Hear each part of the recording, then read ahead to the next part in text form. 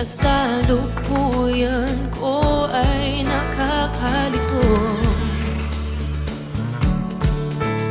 Umaasang malalampasan ko rin ito. Panoorin nyo balang araw, humanda kayo. Lalayo mula sa mundong aking ginagalawan. Pupunta ako sa nakaraan. Magmamasid, kikilalanin, iba-ibang tao ang hahanapin. Tibok ng puso ang magdadala sa akin. Matuto sa nakaraan. Bawat pangyayari may malalaman. Mga aral na dadalhin ko hanggang bukas ng buhay ko. Lahat ng pagsubok ay kakayanin ko.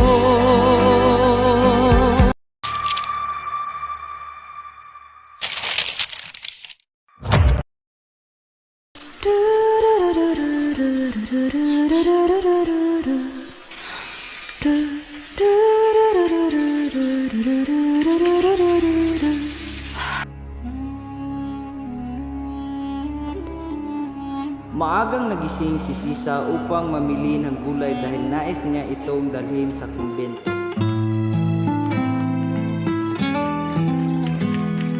Magandang umaga, Pilipino. Pabili nga po na.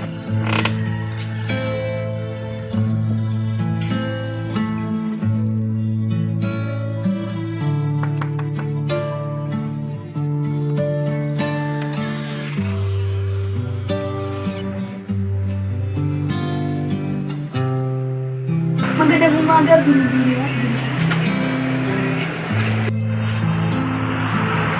Maaari ko makausap ang tuka. May sakit. At si Jasmine, nandoon ba siya sa Pastilla? Ibig ko po siyang makita. Naiwan nga rito, ngunit umalis na makapagnakaw ng maraming bagay. Umaga akong nagising kanina upang ibigay alam sa mga gwardiya sibil ang nangyari. Marahil na naroon na sila sa iyong bahay upang huli na iyong mga anak. Hindi! Hindi totoo yan! Makabuti mong asawa, ngunit ang iyong mga anak ay nagmana sa pag-uugali ng kanilang ama. Hindi! Hindi magnanakaw si Babala sa Jasmine! kanila. Hindi! Hindi! Hindi magnanakaw si Tumayo ka riyan! Huwag kayong tumangis! Alam niyo bang may sakit ang kura?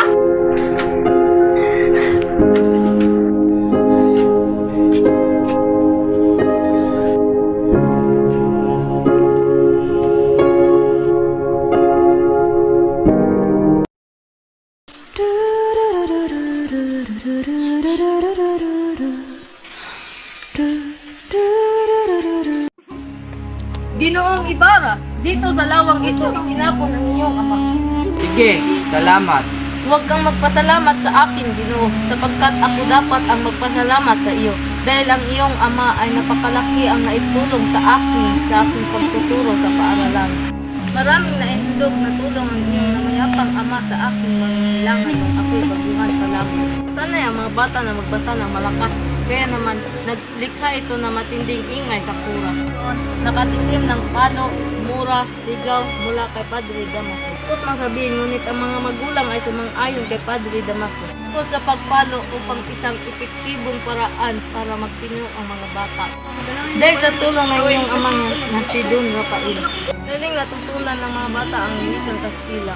Ngunit nakarinig ako ng panlalait mula kay Padre Damaso sa isip ko.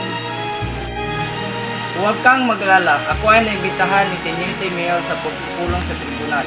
Babanggitin ko lahat ang ating pinag-usapan. Sige, mauna na ako. Paalam, guro.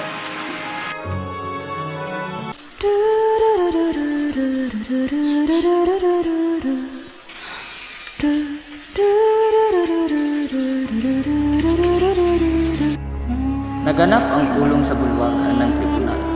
Ang mga kalahok dito ay ang mga may kapangyarihan sa bayan at mga nayon na nahahati sa dalawang lapiang hindi magkasundo. Ang lapiang konserbador na binubuo ng matatanda at ang liberal na binubuo ng mga kabataan.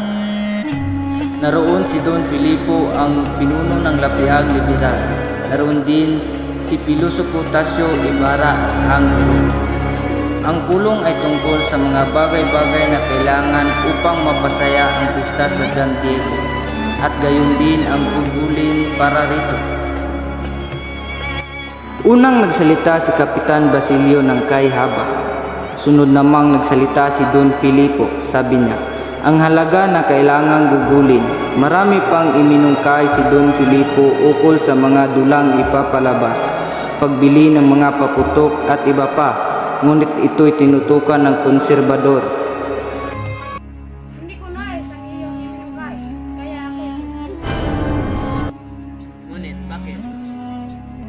hindi mo na kailangang malaman pa. Basta ako itutuloy. Kaya walang nagawa si Don Filipo kundi iurong ang kanyang mga iminungkay. Nagsalita na rin ang isang kabisa na kabilang din sa lapiang liberal. Hanggang sa ang pag-uusap ay sinang-ayunan na ng lahat, subalit may ipinahayag ang kapitan na ikinagulat nila. Sa ngayon ako, ngunit ang ating kura ay may ibang balak na ibig masunod. Sino ang gugugol? Ang kura ba o tayong mga mayayaman? Ano ang nais ng kura? Ang ibig ng kura ay 6 na prosesyon, 3 sermon, 3 misa mayor. At kung maglalabi sa kwarta at komedya sa tondo at mga kantahin sa pagitan ng yugto. Kung gayon, ay bakit may pa kami itinulong? Pangsabihin ko nga sa inyo, Bakit di niyo sinabi na magsimula ang pulong? talagang sasabihin ko, ngunit ang salita si Kapitan Basilio at ako'y kinapot sa panahon. Dapat masunod ang kura. Dapat siyang sundin kung hindi tayong lahat ay ibibilanggo ng alkalde. May pagbibilin ba kayo sa Olimpiyan ng Lalawigan? Ngayon din, itutulak ko. May lalakarin po ba kayo? Meron akong isang kailangang lakarin.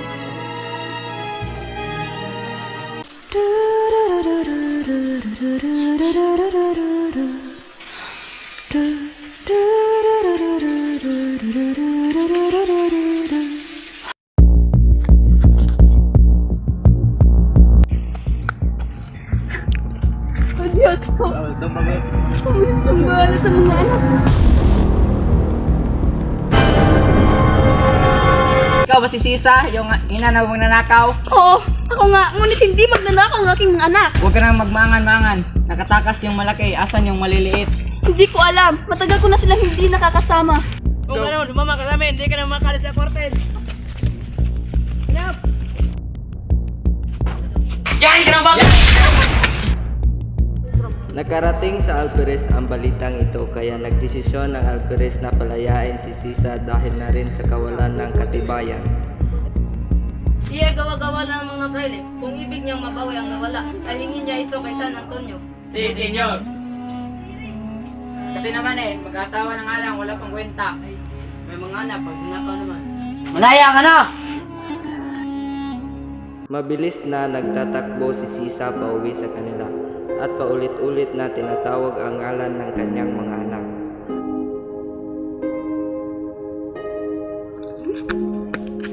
Basilio! Sana ka. Basilio? Basilio?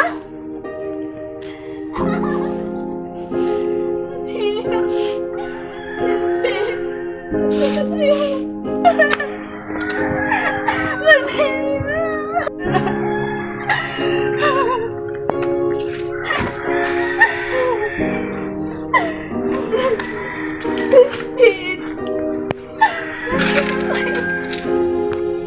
Kinabukasan, si Sisa nakita ng palaboy-laboy kumakanta at nakikipag-usap sa lahat ng nilalang ng kalikasan.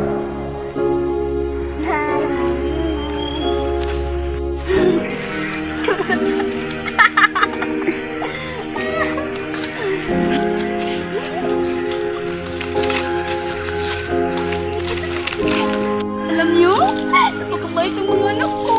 Hindi sila magnanakaw.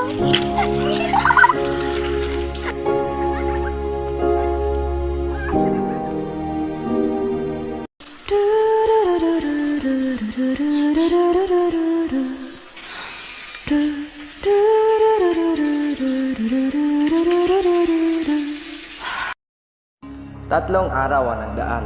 Naging paksa ng salita ng mga mamamayan ang pagdating ni Maria Clara na kasama ng Toya Isabel.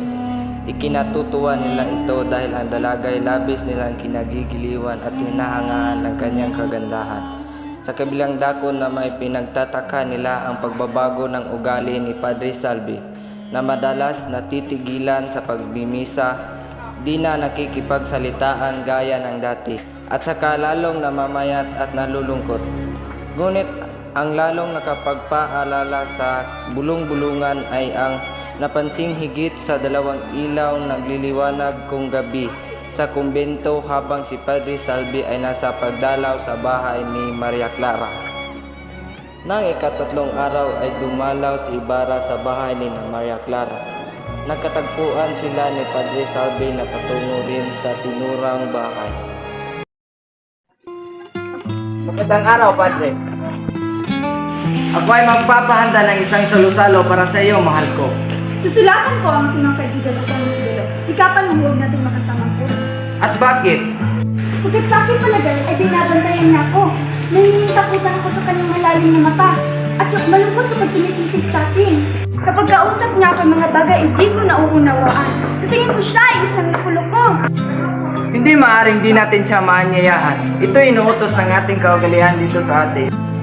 Tsaka nasa bahay mo pa siya at mabuti ang pagkita sa akin. Lakas ang hangin, di ba kaya matakot sa sipo? Sagalang amin po ang hangin na kay sarap lang hapit. May salo-salong gaganapin sa bukid. Maaari po ba kayong dumalo? At saan ito gaganapin? Ang ibig po ng mga dalagay sa batisang nasa gubat na kalapit ng matandang palete. Kaya't gigising kami ng umaga at nang hindi abutin ng init ng araw.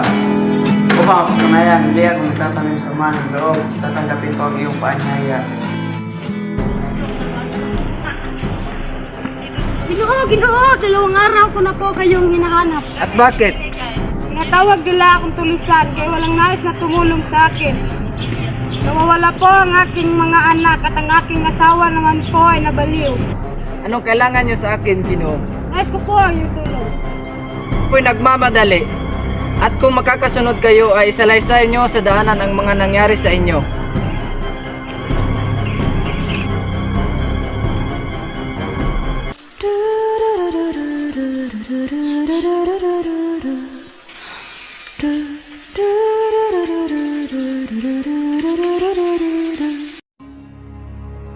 Madilim pa nang magkita-kita ang mga naimbitahan sa salo-salong inihanda ni Ibarra at ng kanyang mga kaibigan. Ang langkay ng mga binata ay may sunong na sigsig at isang gitara.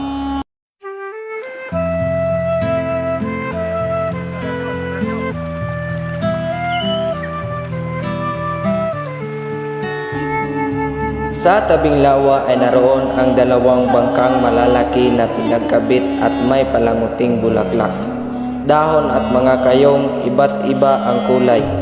Magkahiwalay ng bangka ang mga lalaki at babae. Kaingat ka, takpan mo ng mabuti ang pasal sa iyong paa. At ano ito? Pasal sa butas upang huwag pumasok ang tubig dahil maraming butas ang bangkang ito. Masayang nagkukwentuhan ang lahat. Nakarating sila sa 2 baklad na kapwa-ari ni Kapitan Tiago. Habang naghihintay ang mga kabataan sa mangingisda na manghuhuli ng isda para sa kanila, ay nasipagkantahan muna ang mga kabataan.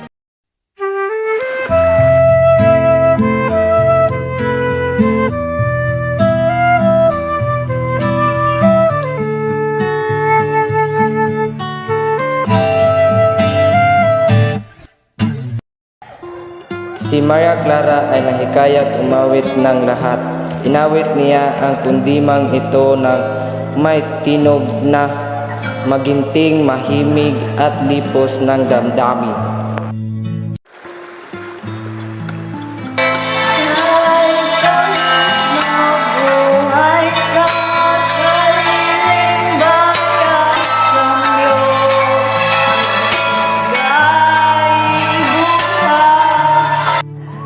Lahat ay natahimik pagkatapos ng awitin.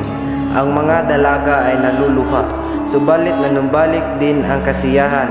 Salamat kay Albino na biglang umihip na ubos lakas ng tambuli.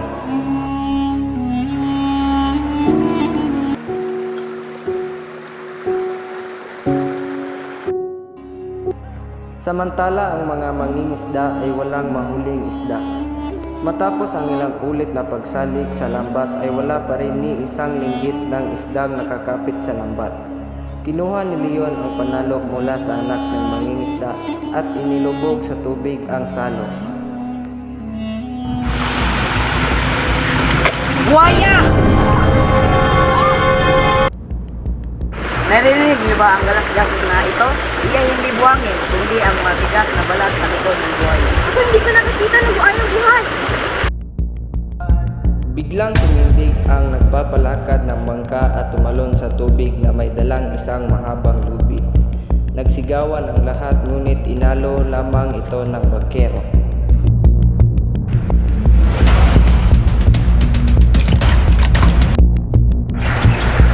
Huwag po kayong mangangamba. Siya po ang pinakamahusay umuli ng buhay sa lawang ito.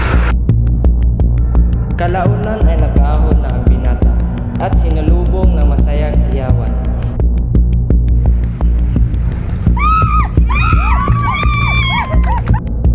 Natak nito ang lubid at lumitaw ang buwaya, nagapos ang liig at ang mga paang unahan. Isinampa ng piloto ang buwaya sa lapag ng tuntungan. Tinapakan niya ang likod. Pinaglapatan ng malakas na kamay ang nakabukang mga sihang at tinangkang busalan ang uso. Ngunit nagpanibagong lakas ang buwaya at nakaladkad ang piloto. Nagsigawan ang lahat sa takot. Noon din lumukso sa tubig si Ibarra.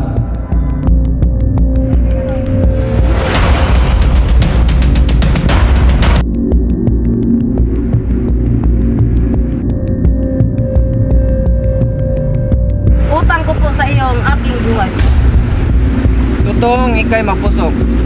Uli-uli huwag ninyong bibiruin ang Diyos.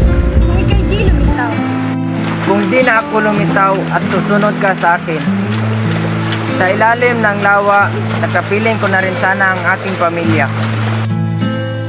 Ibig nang umuwi ng mga kababaihan dahil natatakot silang mayroon pang ibang mangyaring masama. Kapwa't anong kapahamakan ang nangyari sa atin? Ang tanging nasawi ay ang buhaya lamang. Nagtuloy ang mga bangka sa isa pang baklat. Laking tuwa nila nang mahuli na nila ay salok na punong-puno ng isda. Sila ay gumayak na upang lumunsad sa baybayin ng gubat na ari ni Ibarra kung saan sila magsisipa ng hali.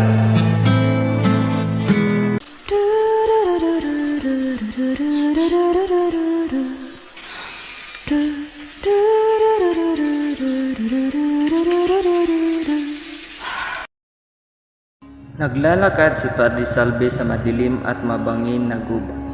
Nang maulinagan ang masayang halakhakan at sariwang tinig ng mga binibini sa nagmumula sa dakong batis. Nanganlong si Padre Salve sa isang malaking punong kahoy at nakinig. Narinig niya si Maria Clara na sinasabi sa kanyang kaibigan na nais niyang nakatagpo ng pugad ng gansa.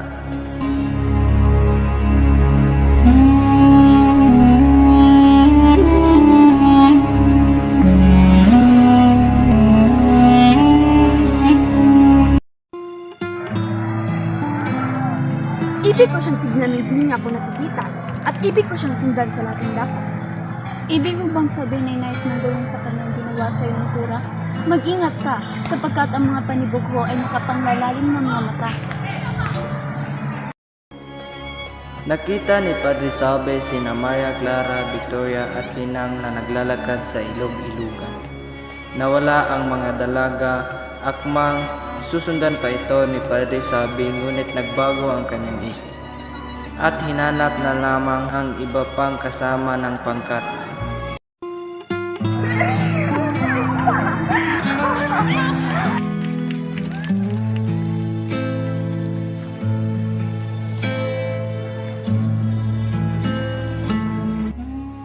Padre, bakit pinay kayo pawis sa pawis? Wala. Ako'y naligaw lamang.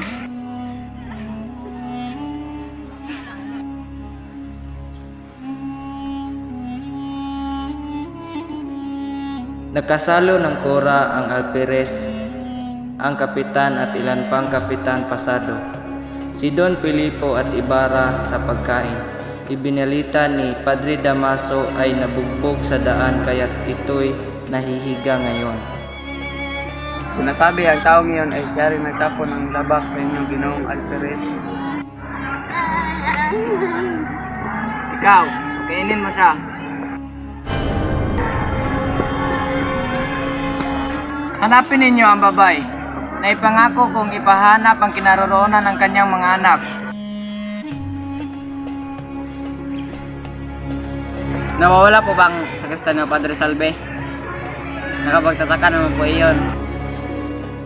Di naglaoy nagkainitan ang dalawang pagtatalo at kinailangang mamagitna ni Ibarra. Mga Ginoo, nais kong ipagamot ang babae sa isang medikano, ang babaeng nabaliw. At sa pamamagitan ng inyong mga tulong, ay mahanap ang kanyang mga anak.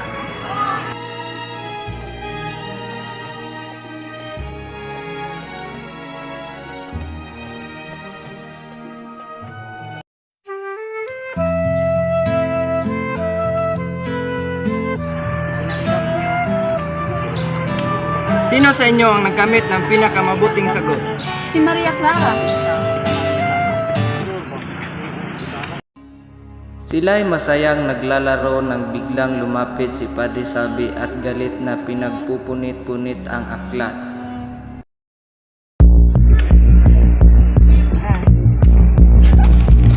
Hindi nyo ba alam na kasalanan maniwala sa mga bagay-bagay na nakasulat sa aklat na ito? Lalo po mabigat ang kasalanan ng mga ahas na hindi kanya laban sa kalooban ng may-ari. Maya-maya'y dumating na sibil na pinamumunuan ng isang sarhento. Walang kilos sa inyong lahat! Babarilin ko ang kilos! Ano ang iyong kailangan? Ibigay sa amin ang magnanakaw na si Elias, siya ang inyong naging piloto kaninang umaga. Tinanggap ninyo sa pista ang masamang tao, Ginoong Ibarra.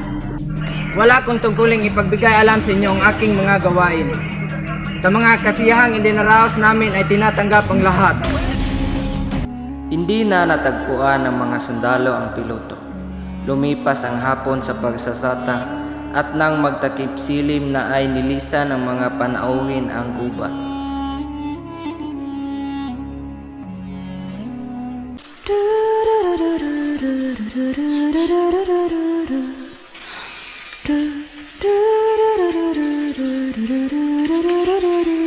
Kinabukasan ng umaga, matapos dalawin ni Ibarra ang kanyang lupa, ay dinalaw niya ang tahanan ni Pilosopo Tasio. Naabutan niya itong nakatungo sa isang aklat na waring kanyang sinusulatan. Hindi nito napansin ang kanyang pagpasok at aalis na sana siya dahil sa ayaw niyang mang-abala nang tawagin siya ng matanda.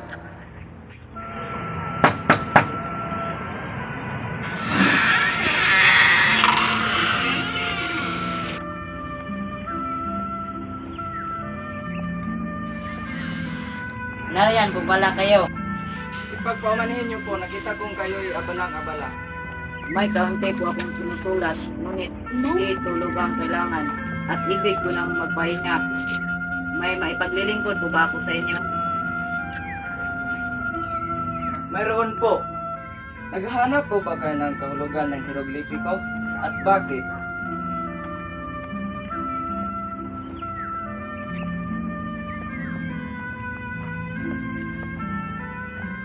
Ang aking sinusulat ay hindi para sa kasalukuyang lahi, kundi para sa kasunod. Ang salin ng mga lahing nagsasabing at tuturan ng mga titik at ito ay nagsasabing hindi lahat ng natutulog sa gabi ay ating mga ninuno. At sa anong wika po kayo sumusulat? Sa Tagalog, At maaari po bang may lipat sa ating wika ang hieroglifiko? kung di po lamang sa kahirapan ng paglalarawan na nangangailangan ng panahon at syaga, tiyak na masasabi ko po sa iyong mabuti pa iyan kaysa abakang Latino na ginagamit natin. Ngunit naaabala ko po kayo, ano po ba ang sadya niyo sa akin? Ibig ko po kayong kausapin hinggil sa isang mahalagang bagay kahapon ng hapon. Ginakit po ba nila ang kawimpalad na iyon? Elias, paano ninyo nalaman? Kita ko po ang paraluman ng Guardia Civil. At sino ang paralumang iyan?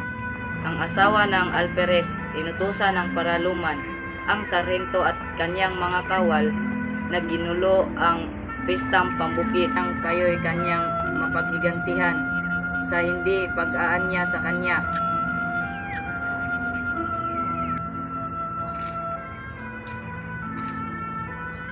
Nang buhay pa ang aking ama, ay laging sumasangguni sa inyo. Ukol sa mga suliranin, nag-aalala kung sila'y napapanuto dahil sa inyong mga payo.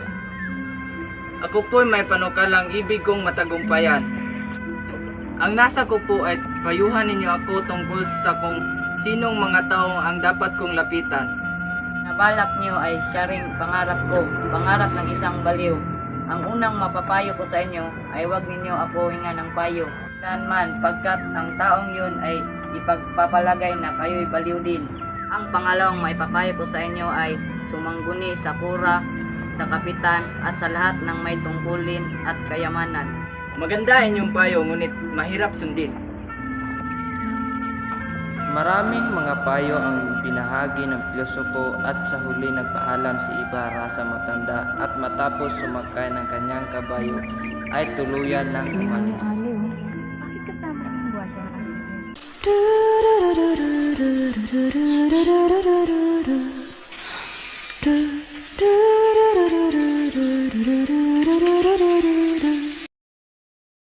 Nooy ikasampu ng Nobyembre, Espiras ng pista sa San Diego. Sa lahat ng panig ng bayan ay mapapansin ang kakaibang kasiglahan. Sa tahanan ng mayayaman ay inihahanda ng sari-saring magarbong pagkain at alak para sa mga darating na panauwi. Si Padre Damaso ang nahirang na magsermon sa araw na iyon. Nagsiratingan na ang mga kamag-anak, mga kaibigan, mga di kilalang tao at mga tanyag na magsasabong.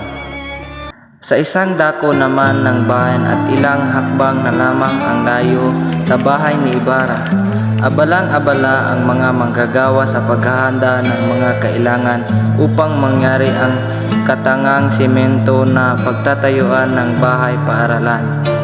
Ang mga nakaaalam at nakakakaya sa bayan ay nagkakaisa sa pagsasabing ang patatayong ito ng paaralan ay isang panukalang kapupuri. Ang kura ang kusang humiling na siya'y gawing padrino ng bagong paaralan. Walang lubusan ng naparam ang nakapangangambang guni-guni ng matandang Tasyo.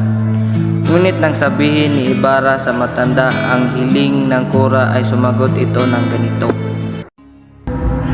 Alalahanin niyo ang sinabi ng Makatang Balagtas, kung ang isasalubong sa iyong pagkabihintay, masiyang pa may pakitang iliw, lalong pag-ingat at kaawat sa sarili.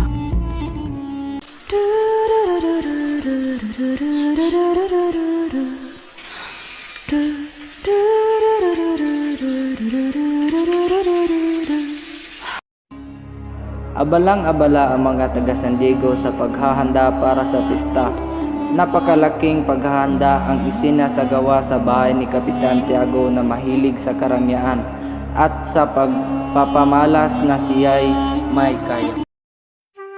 Maria, halika! Po? Bakit Papa? Anak, regalo ko sa'yo galing Europa. Muchas gracias, Papa. Pasok!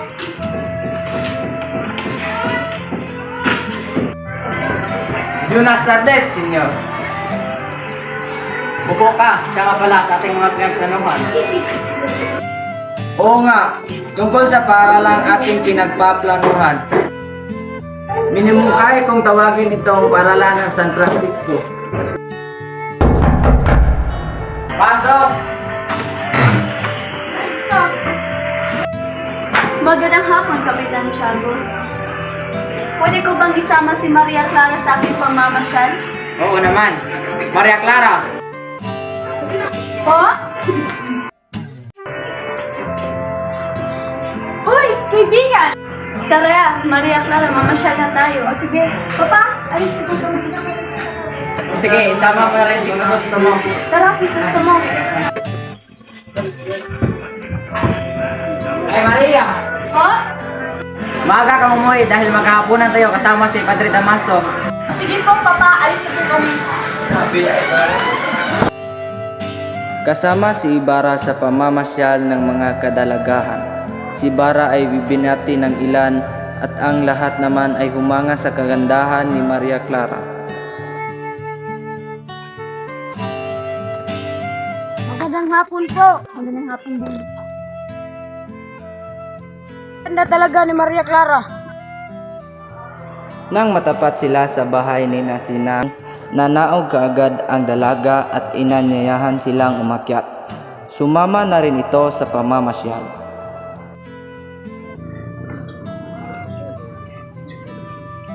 Magandang hapon. Halina at umakyat muna kayo sa aming tahanan. Sumama ka muna sa aming pamamasyal. Hindi ko gusto ang mga guardian civil dahil namamasok sila sa isang pamumuhay. Nakarating sila sa liwasan ng bayan. Sa isang sulok nito'y may isang lalaking nakasalapot ang umaawit. Lumayo ang lalaki at iniwan ang kanyang bakod. Ang mga daluga ay lumapit at nagbigay ng limos.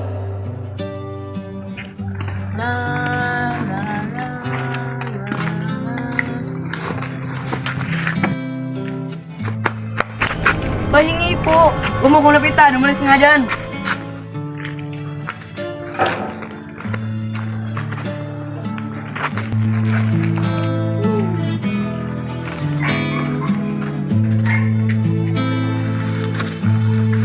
Maraming salamat po! Bakit mo naisipan na ibigay yung kwintas? Kailangan ako sa kanila. Nakikita mo ba ang ilaw sa kampanaryo? Yun ang anak kong si Basilio. Nakikita mo ba ang ilaw sa kumbento? Yun ang anak kong si Crispin. Hoy, hoy! Bakit mo siya hinuli? Di mo ba nakikita na nanggugulo siya? Yung mga tao pa ng pinagpala, no?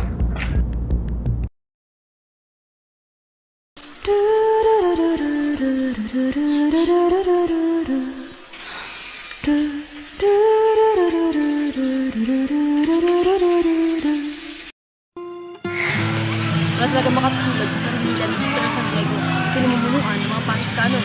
Sabi sa balita, naroon daw sa Padre Salvio ang mga nangyayaman kakila at naroon daw ang mga kaginuuhan galing sa Manila. Nakientablado daw, may naghanda ng masaganang hapunan para sa mga praile at sa mga Kastilang nandoon sa kumbento. Marami pa silang ginawa sa araw na iyon. Napakalaki na ng kanilang ng gastos. Pero masaya naman, hindi ba? Masaya nga ba? Oo. Ako'y nagagalak sa sulat na pinahatid ng aking kaibigan na si Martin Aristiniano.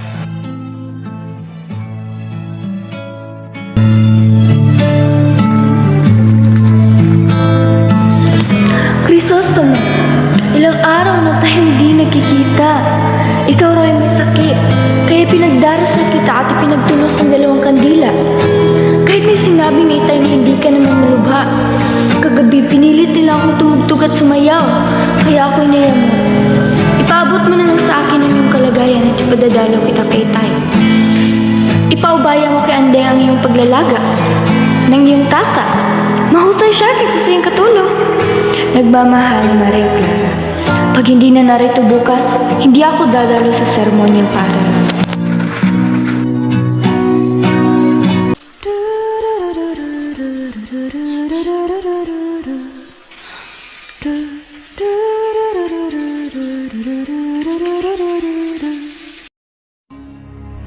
Ang huling araw ng pagdiriwang ay siyang tunay na araw ng kapistahan. Nagbihis na ang lahat, tanging si matandang Tasyo lamang ang di nagbihis.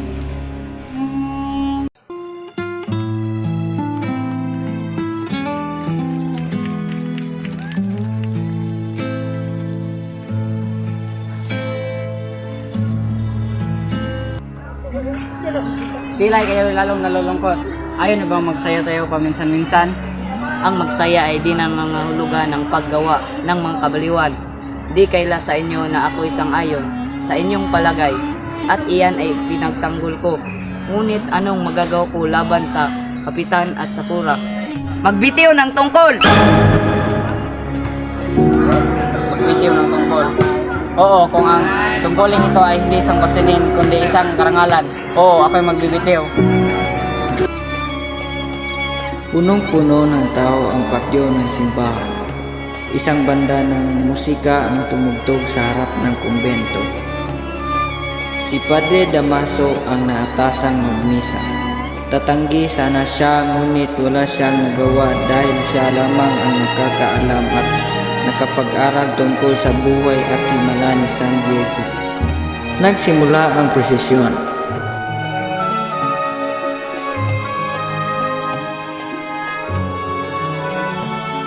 Huminto sila saglit sa isang bahay kung saan nakadungaw sa bintana ang alkalde, sina Kapitan Tiago, Maria Clara Ibarra at iba pang mga panauhin.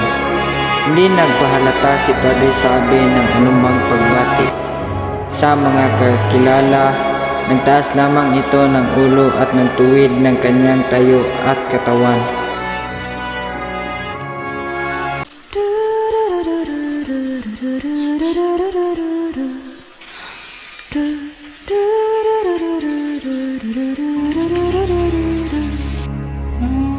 Punong-puno ng tao ang simbahan.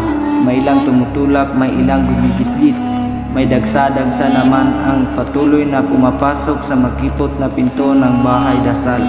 At may mga panatikong nagsasawsaw ng kamay sa banal na tubig. Napakalaki naman ang 250 halaga ng misang iyon. Hindi na nailalayo sa binabayad sa komedya ng 3 araw. Pagkayamang yaman pala talaga ng San Diego. Aba, teka, pero sa potasyo, parang nagkakaroon ka ng pagkukumpara sa komedya at misa. Para sa akin, ang nanonood ng komedya ay napupunta sa inferno, samantalang ang nakikinig ng sermon ay napupunta sa langit. Tama kayo, para sa akin, ang nakikinig ng sermon, ito nakakaalim. Kesa sa komedya, lalo ba't si Padre Damaso, ang nagbibigay sa sermon? Para sa akin, wala ko nakukuha kaalaman sa sermon man o sa komedya. Nasiguro ako dahil mukhang hindi kayo nakakaintindi ng kahulugan ng media at ng misa.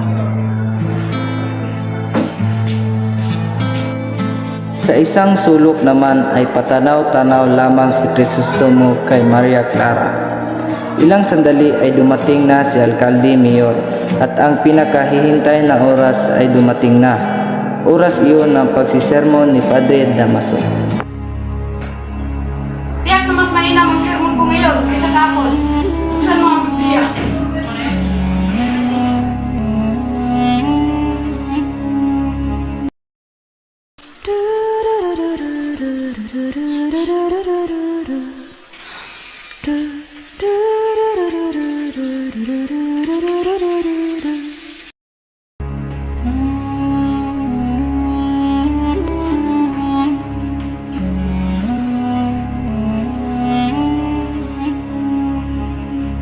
Nagsermon ang Padre Damaso. Bigyan mo sa kanila ang iyong mabuting espiritu upang sila ay turuan. Hindi mo inalis sa kanilang bibig ang iyong tinig at binigyan mo sila ng tubig para mabawi ang kanilang pagkauhaw. Lalagit ako sa ating misa. Batid ni Ibarra na patungkol sa kanya ang mga salitang sinabi ng Padre. May nakatulong na lalaki. Kayo mga kalabaw-aso mga kasalanan! Ito ba ang napalako sa aking pangangaral? Sa tahanan pa ng Diyos kayo nag-aaway. Bumulong si Elias kay Ibarra. Mag-ingat kayo sa araw ng paghuhugas ng kuko ng bato sa araw-araw. At huwag lalayo sa pura, huwag lulusong sa hukay, sapagkat nasa panganib ang inyong buhay.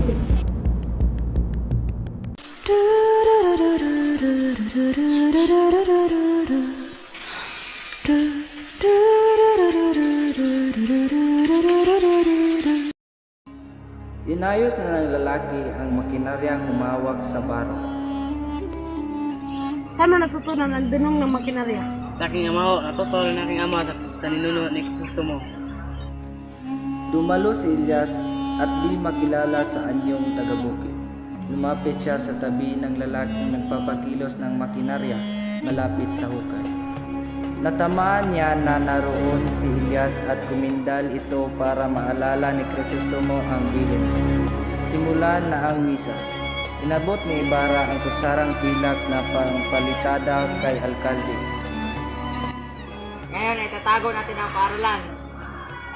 Dito nakasalalay ang lipunan at aklat ng nagtatakda ng kinabukasan ng bayan. Masalamat kayo sa Espanya na nagsiga para sa inyong kaunlaran. Mabuhay!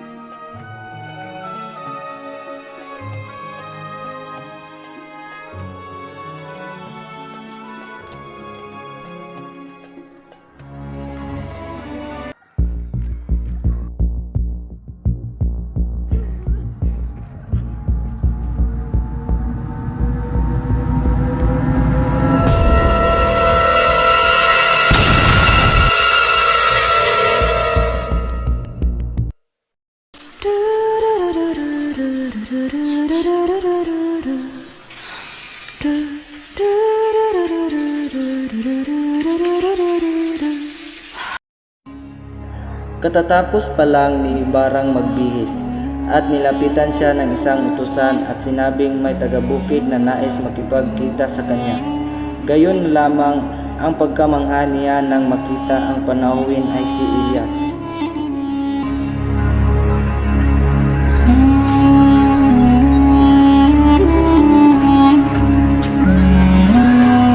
Kung sadya ko'y muling makiutang na loob sakaling mag-usik ang may kapangyarihan sa nangyaring hiwaga, mangyari lamang na huwag babanggitin ang naibulong ko sa iyo sa simbahan. Huwag kayong mabahala. Kayo hindi ko ipadadakip kahit alam kong kayo'y pinag-uusigan. Kayo'y may mga kaaway sa itaas man o sa baba, sapagkat ang mga balak ninyo'y mabubuti ang inyong ama, at ang ingkong ay nagkaroon ng mga kagalit dahil sa sila'y may mabubuting hangarin sa kapwa. Sa buhay na ito ay higit na kinamunian ng may mabuting hangarin at hindi ang salarin. Nalalaman po ba ninyo kung sino-sino ang aking mga kaaway? May isa akong nalaman, ang namatay. Nabatid ko kagabi na ang taong ito ay may iniisip na masama laban sa iyo. Narinig ko ang sinabi niya, hindi siya kakaning lida na katulad ng kanyang ama. Bukas, makikita niyo ang mangyayari. Pinagpilitan niyang magampanan ang tungkuling maglagay ng bato at hindi makapagkamit ng malaking sahog. Dahil sa aking hinala, kayo'y lihim kong pinagsabihan. Nang pabagsak na ang bato ay sinubukan kong pigilan ang tampalasan. Kami magkasama, ngunit siya ang nasawi. Kung gayoy, kayo ang... Opo, nakita ko po ang kanyang pakana, kaya magtangkay, hinawakan ko. Ang lahat ng nangyari ay kagustuhan ng Diyos. Nagtanong muli si Ibarra, ngunit iniwasan ni Elias na sagutin ito. Sino nga ba kayo? Kayo ba'y nakapag-aral? Nalubos ang paniniwala ko sa Diyos nang mawalan ako ng paniniwala sa kapwa. Aalis na po ako. Kailan ko kayo makitang muli? Kailan may kailangan nyo, ako'y may pagkakautang sa inyo.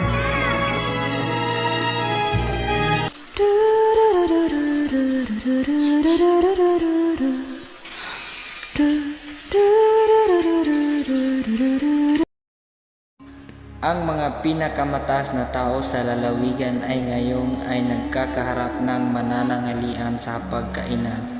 Masaya ang kanilang kainan. Hindi pa nangangalahati ang kanilang pagkain. Isang telegrama ang inabot kay Kapitan Tiago.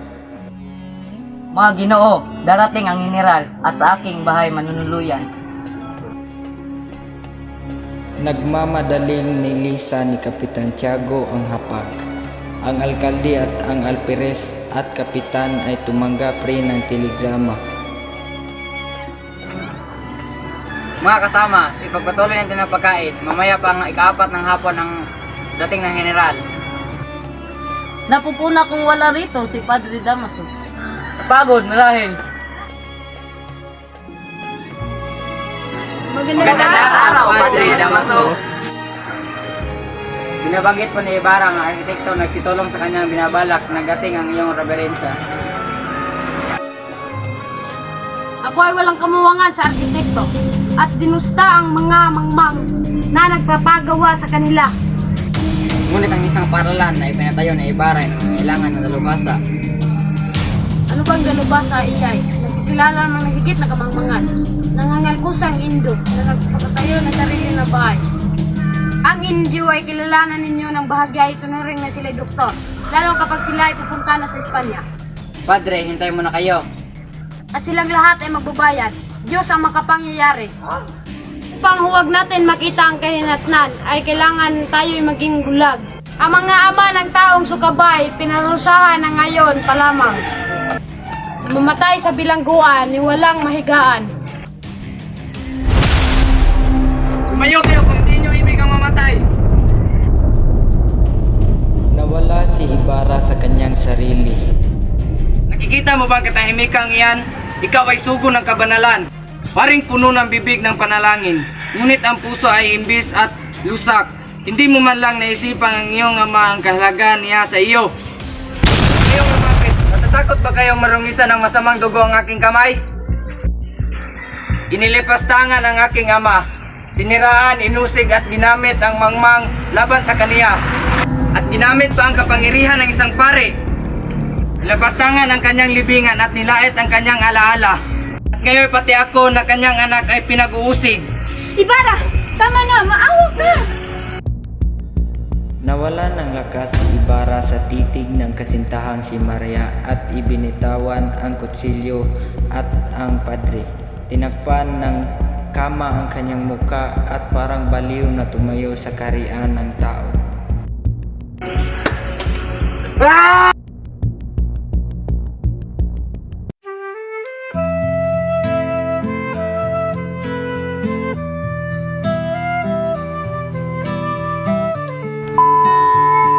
Tinatawag nila ako.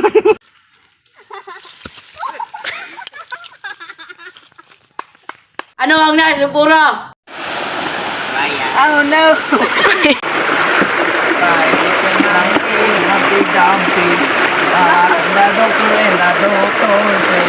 sila kung gato, nakatago na kayo, kung nakaupo-upo kayo. Jaya!